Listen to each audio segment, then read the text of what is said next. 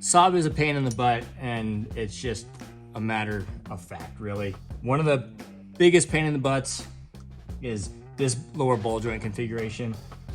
GM used this cast iron strut assembly with a drop-in cartridge for about 20 years between, I can't even count them, 50 different cars, seriously. And it's a huge pain in the butt because it's a tapered shaft, the nut is up, and a lot of people end up resorting to pulling the nut off and then banging the knuckle at the ball joint here to try to get those to separate.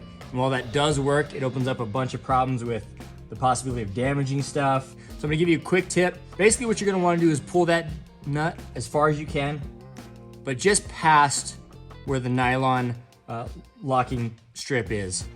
And at that point, you're gonna leave the nut in there, and then you're gonna wanna use a pry bar, preferably against the CV on top of the nut. Sometimes with a little bit of pressure, you can just get it to pop down.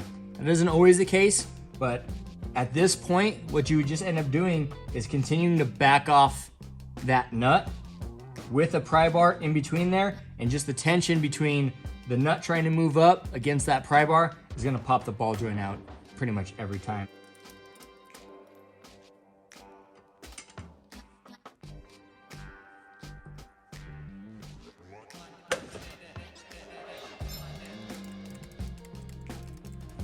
All right, that was pretty straightforward.